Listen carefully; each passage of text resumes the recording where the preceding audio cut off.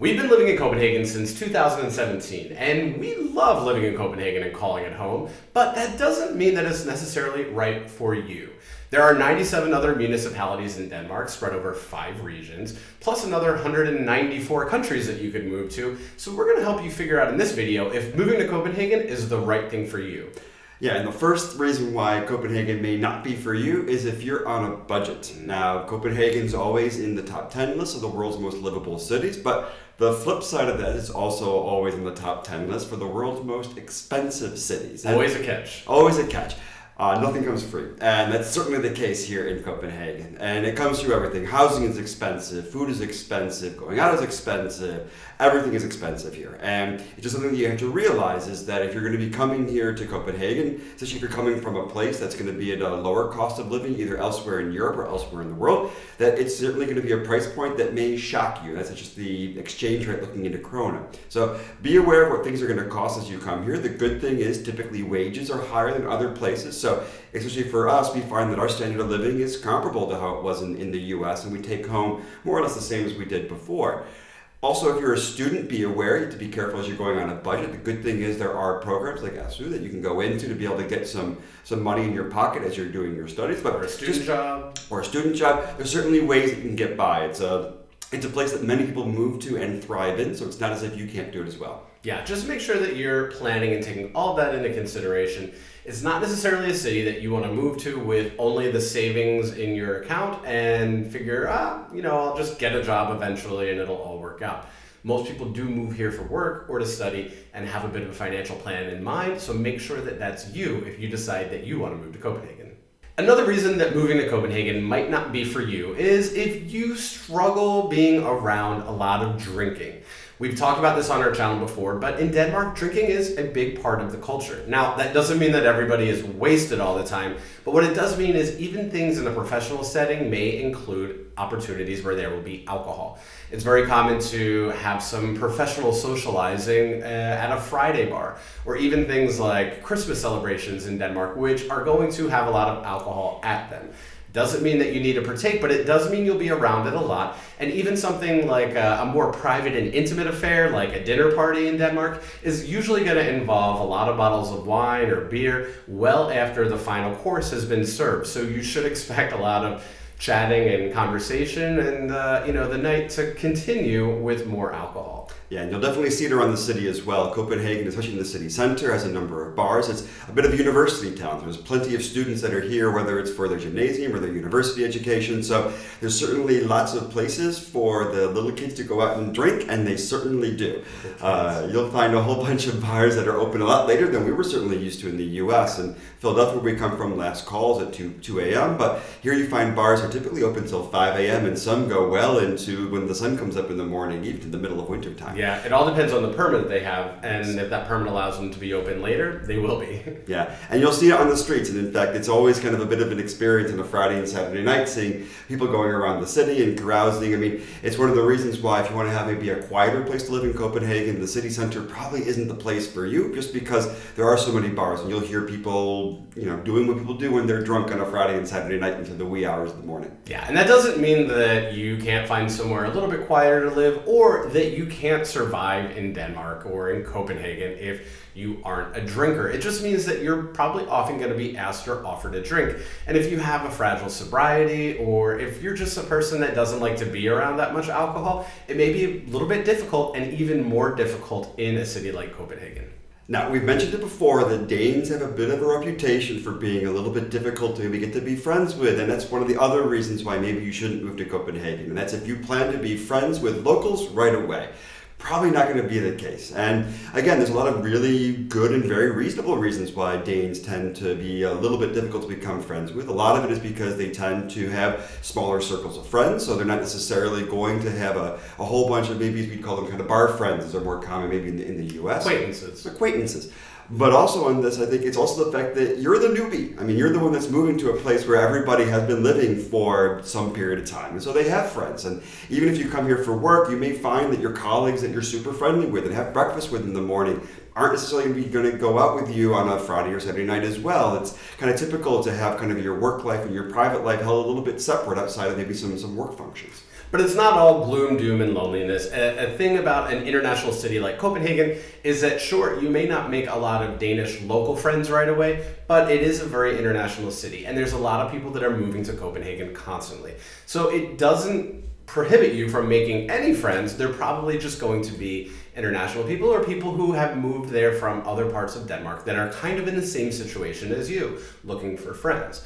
We made a lot of friends early on by doing Danish lessons because, of course, we met other people who were relatively new to living in Copenhagen and living in Denmark in most cases. And that was an easy way for us to make some initial connections. You'll probably find the same thing. Yeah, definitely. And of course, it's kind of true almost anywhere that the big cities tend to be a little bit colder, a little bit more difficult to get into. I'm sure if you're going to be elsewhere in Denmark, maybe some of the smaller cities or in a smaller town, you'll find the locals are quite friendly because it's a classic kind of small town atmosphere. We certainly hear that from others that have lived elsewhere in Denmark as well. Yeah, it's less anonymous in those smaller cities. I think for us, most of our friends are international. The Danes that we are friends with are actually usually partners or somebody who is married to or dating one of our international friends. That's just sort of how things ended up for us, but that doesn't mean it'll be exactly the same for you. Another reason that you may not want to move to Copenhagen is if you really love driving and having a car and expect to do that in a city like Copenhagen. For one, it's a bit frightening. We had a car for a period of time when we first moved here, and it was pretty difficult. Driving in Denmark is not that different. It's the same rules of the road, but I was very afraid all the time of hitting a biker, especially at night because everybody wears black, it seems. And it can be really stressful driving in a city like Copenhagen. It's pure torture. And on top of it, it doesn't just stop when you're driving. Parking Stressful torture. Well, it depends on how you think of it. I didn't enjoy it at all. Parking also is a huge pain. Again, it's a city. It's you have low-rise apartment buildings everywhere, so there's not nearly enough parking spots for even everyone that has a car. So street parking can be kind of challenging to go find. Throw into that the normal construction that's going on that takes away parking spots and things like that. And it can be a lot of work to try to find a spot on the street, even if you have a permit. Additionally, if you do get a permit to stay in a parking garage or a parking lot, they are quite expensive in Copenhagen. Expect to spend a lot of money.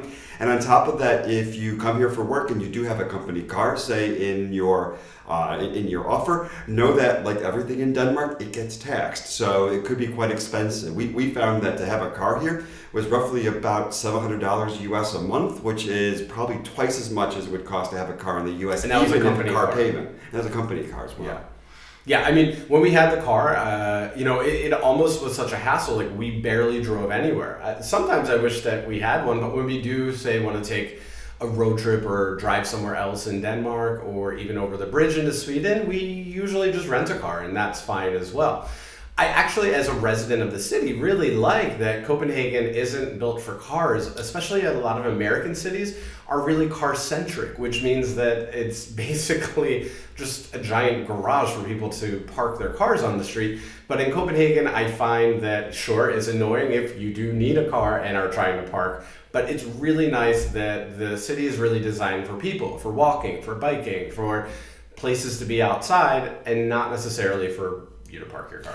And I will say, when you do need to have a car, it's nice that there's programs like Green Mobility, places where you can rent a car by the minute if you have maybe a big order from IKEA that you want to take with you and you don't feel like putting it on the bus. So there are ways that you can survive without needing to have a car of your own. Yeah, and maybe we'll make a video on those tips and tricks that you can use if you don't have a car and how you can get around Denmark. So the next reason why you shouldn't move to Copenhagen is if you don't know how to ride a bike. I mean, if you don't know how to ride a bike, just don't come here. Take it off your list. You're going to not be able to get around. You're going to be a social outcast. Don't do it. Stay away. Stay away. Just kidding. I mean, a little bit kidding. I mean, bike is the easiest way to get around Copenhagen, and there's bike lanes everywhere to get you around. And the social outcast thing is a little bit true as well, because, I mean, everybody goes by bike, so especially on a nice summer day when you're meeting at the harbor, all of a sudden, if you're the one person who's there and doesn't have a bike, you're going to make everybody else walk their bikes to the next place that you might go to, the bar or somebody's apartment, when everyone else came by bike and you came by foot or by bus. Yeah, it can definitely be annoying. I know there's times where we've met up with friends, maybe in a park, and we ended up taking public transit there. And then once we're in the park, chilling, hanging out, relaxing with everybody, acting all cool, we realized that we're the ones who took public transit, and we go to move locations, and then they have to walk with their bikes, which is extra annoying, and it's because we took a bus there. Sorry. So yeah, and it can kind of be a weird situation. I even remember a couple times early on, I actually went to a job interview and they said, "How did you get here?" That Danish version of small talk. And I said, "I took the train." And they said, "Oh, that's so American." I was thinking like, "Oh, because I didn't bike." Now I know it's because I didn't bike, but I didn't pull up in a Hummer, But it's sensible. But I get it. It's a little... In your mind, you're thinking, I want to not be sweaty from biking there. And I get there. But yeah, of course, why wouldn't you come in on a bike? Yeah, why wouldn't you? And a big thing, though, too, and kind of like Mike's joke in the beginning about don't come here if you don't know how to ride a bike. Part of knowing how to ride a bike is also knowing the safety signals and kind of the safety and the bike culture. If you move to Denmark, I definitely suggest that especially in Copenhagen, you don't go out with a bike at, say, 4:30 in the afternoon when everybody is biking home from work. There's just some kind of written and unwritten rules that you need to know about bike safety and kind of the way when you should pass, when you should ring your bell, what you should do if somebody rings their bike bell at you. It can seem a bit daunting, but going out at sort of biking, cycling rush hour and trying to learn it is going to be problematic. Yeah, but biking is definitely a great alternative. It can, save you money compared to taking public transit like a train like I did. And make sure you subscribe because we are going to have a video coming out soon that we're working on right now, which is about the cost of living in Copenhagen, where we really share our budget and how much we spend on different things like public transportation. So subscribe if you haven't already so you can get that video when it comes out. But for now, let's talk about another reason why maybe you don't want to move to Copenhagen. And that's especially not our situation, but if you grew up or are from another city in Denmark. You might hear things like, "Oh, have you heard from Soren? He moved to Copenhagen and now he's totally changed, doesn't remember where he comes from and never talks to us anymore." I think that's kind of a funny thing that in most countries people find, if somebody moved from my hometown, I grew up in the suburbs of Philadelphia, so even moving downtown into center of Philly was kind of they moved to the city, like they moved downtown now, or if they moved to New York or somewhere that's an even bigger city than the one in which we grew up around. Yeah, it's kind of the classic moving to the big city where, you go there and you think everyone's going to be like, "Oh, isn't it so cool that you're living in New York or LA or Copenhagen?" And instead it's just kind of like, you don't know who you are anymore. Yeah. So when you're growing up somewhere else in Denmark, you get to make fun of the people who live in Copenhagen, but then when suddenly it's you, just think about that if you do decide that you want to move to Copenhagen. So another reason why you shouldn't move to Copenhagen is if you want to have a big, beautiful, cheap apartment in the city center. They don't exist. And we can tell you, we've been on house hunters. You can see it. We have video evidence. Yeah. But the truth is, it's a classic European city with low-rise apartments. It's not dense housing in Copenhagen. Almost the entire city center and surrounding areas are all 5 stories high. It's not a lot of apartment space in there. And it's also a place that's in demand. And so there's not a lot of supply. There's a whole lot of demand. That means that prices are high and apartments move quick. So when you have to go look for an apartment, realize you're going to have to be flexible on kind of your needs versus wants for the apartment because you're not going to get everything and it's going to cost you a fortune no matter what. I mean, Copenhagen tenant or landlords are also notorious for being really difficult on how much deposit you take. Normally, you're going to have to leave a 3-month deposit, which is huge, and then you should expect not to get that money back. Plus, watch out for possible other scams. Yes, Copenhagen landlords are notorious for not giving their deposits back. There's definitely a lot of things that you want to look out for, and maybe talk to somebody who's been through the process before, whether it's in an online form or somebody that you know in Copenhagen if you decide to move there. The good thing, though, is that there's not too many places outside of the city where it's going to take you more than 15 or 20 minutes to bike or take public transit into Copenhagen. So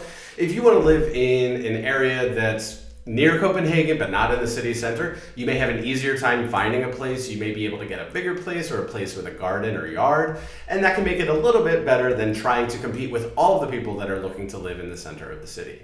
Yeah, but if you're looking to live in the city itself, especially if you're a student that's just looking to rent a room, as Derek mentioned, there's online groups. Facebook groups are the best way to go find. There's a number of Facebook groups that talk about having rooms for rent, especially because people change over so often, forth and back. So it's an easy way. If you're just looking for a room to get your foot in the door here in Copenhagen, it's an easy way to start. Now, another reason that you may not want to move to Copenhagen is if you're a foreigner like us and expect that you're going to easily speak Danish with Danish people. Probably not going to happen. For one reason, Danes have some of the highest English proficiency levels of any country in Europe. So most likely, they're going to know English and they're going to save you the time and do you a little bit of a favor by speaking English with you, especially in Copenhagen. So if you do overcome the challenge of making Danish friends, you probably won't be speaking too much Danish with them. Yeah, on top of it, as you go around, especially a place like Copenhagen that's so international, you may find that if you're in a coffee shop or a store or even in a restaurant, that the server or the person behind there, they don't really speak Danish that well either. Again, these are typical jobs that you can take if you're a foreigner that's moving here, and so there's a chance that you may be trying to speak someone with Danish that's just one module ahead of you in classes anyways. Yeah, and I would definitely also recommend that if you are learning Danish, if you're in queue or a line waiting to get a coffee made, it's not necessarily the time to start practicing your Danish. You know, it may be one thing to try to order it. It's nice to be able to go through a process like that. But if there's a lot of people waiting on you, it's going to be easiest and quickest to just go to English. Another thing to be aware of is that if you're taking Danish lessons in Copenhagen, which I definitely recommend you do, then you're probably going to learn how to speak Danish with a Copenhagen accent. Now, I don't hear too much of a difference in the dialects, but we have a lot of Danish friends that come from other parts of Denmark, and they always say, they taught you Danish with that stupid Copenhagen accent. And you say things like, universitet, and you kind of have these like pauses and ways of saying things that, I don't know, for some reason, people from elsewhere don't really love. Yeah, it's basically like learning textbook Danish, I guess, a little bit. So it's maybe the way it's supposed to be said, but not the way that it's actually said. I don't know. I'm just happy when I get through the sentence. It would be like taking English lessons in Texas and having that different kind of accent, maybe. I don't know. Now, another reason why you shouldn't move to Copenhagen is if you're coming here expecting to have American, British, Asian-style customer service. You're not going to get that. Danes definitely have a reputation for being maybe a little bit more to the point when it comes to customer service. It can be a bit transactional, just the way things are here. You realize that if you're going to be going into a restaurant, instead of having an American-style waiter that's going to be there saying, oh, my name is Betty, I'm going to be your server today. It's going to be much more transactional. It'll be professional. It'll be very, very good, and they'll make sure that everything is proper. But they realize they're not there to be your friend for the 2 hours you're at the table, that they're there to give you your food and get out of the way so you can be there with your friends or family. And a lot of other customer service is similar in that way, especially in kind of more like grocery stores or basic stores. It's going to be a bit transactional. You go in, you get what you need, and you leave, and that's all you're going to have to worry about. Yeah, and that doesn't mean that you're not going to get what you need. You're definitely going to get it, just without all of the fluff that you might get in other places. I think sometimes, especially in the UK and a lot of US situations, service is almost like butler-esque, and you're definitely not going to have people treating you like a butler. However, I do find that at times where I've needed a little bit of extra help, all you have to do is ask for it. Now, you may have to wait a little bit if there's only 1 or 2 people working and they're with another customer, so that could be different, but it doesn't mean that you won't be able to get that attention, but you have to take the initiative and advocate for yourself and ask for it. I've had some really good experiences in Copenhagen when I've gone to pick out some wine. We were having a dinner party and wanted to kind of have different wines for each course, and we were celebrating, and I wanted it to be special, but I got that special attention and help from somebody who worked at a wine store in Copenhagen. It's definitely possible, and in something specialty like that, you're going to find it. Even I went to get a suit, and sure, it's expensive, and all of the other things that we've discussed so far, but when I asked for the help that I needed, I got taken care of really, really well. And it's just something that may be a little bit different because you're not going to have, say, somebody waiting at the door greeting you like in some places and stores that are common in other parts of the world. You can especially see this in restaurants too. And we do find that restaurants are very nice, and you can have a really good experience, and it's almost nicer when you're left alone a little bit to enjoy your meal. But if you want to see a video where we really describe the differences of dining out in Denmark versus dining out in Copenhagen, including what it's like being left alone and not having to tip, you can watch this video right here. And thanks for watching with us today, guys. Hi.